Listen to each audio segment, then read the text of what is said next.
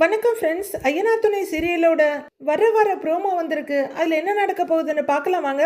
சோழன் நிலாவை பிக்கப் பண்ணி வீட்டுக்கு கூட்டிட்டு போறாரு. போற வழியில ரெண்டு பேரும் ஒரு இடத்துல நிறுத்திட்டு டீ குடிச்சிட்டு இருக்காங்க. அப்ப சோழனோட முகம் இஞ்சி தின்ன மங்கி மாதிரி இருக்க, நிலா ஏன் முகம் ஒரு மாதிரியா இருக்கு, என்ன விஷயம்னு கேக்குறாங்க. ஆள் ஒரு மாதிரி டல்லா இருக்கீங்களே அப்படின்னு கேட்க, சில காட்சிகளை பார்த்ததுல இருந்து மனசே சரியில்லைங்க அப்படின்னு சோழன் சொல்ல, என்ன காட்சின்னு ரொம்ப ஆர்வமா கேக்குறாங்க நிலா.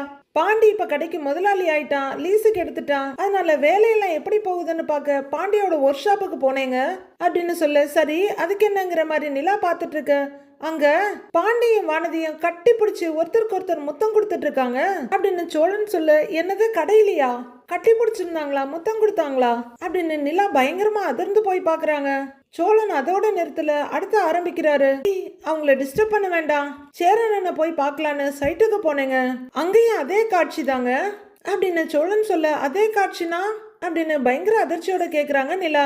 சேர அண்ணனும் சந்தாவும் கிஸ் பண்ணிட்டு இருக்காங்க அப்படிங்கிறாரு சோழன். ரெண்டு பேரும் கிஸ் பண்ணிட்டு இருக்க, அங்க போன இவரு ஐயோ நம்ம அண்ணனா இப்படின்னு ஆன்னு வாயை திறந்து அப்படியே சத்தம் வராம கையை வச்சு அடிச்சுக்கிட்டு பாக்குறாரு அப்படின்னு அவரு சொல்ல, சேர அண்ணனா அப்படின்னு நிலா பயங்கர அதிர்ச்சியோட கேக்குறாங்க.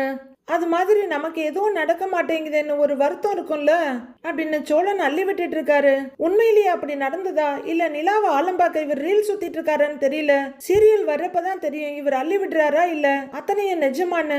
சோழன் இதெல்லாம் ரொம்ப வருத்தத்தோட சொல்லிட்டு நடந்துட்டு இருக்க, இது வரைக்கும் நீங்க யாரையும் லவ் பண்ணது இல்லையான்னு நிலா கேக்குறாங்க.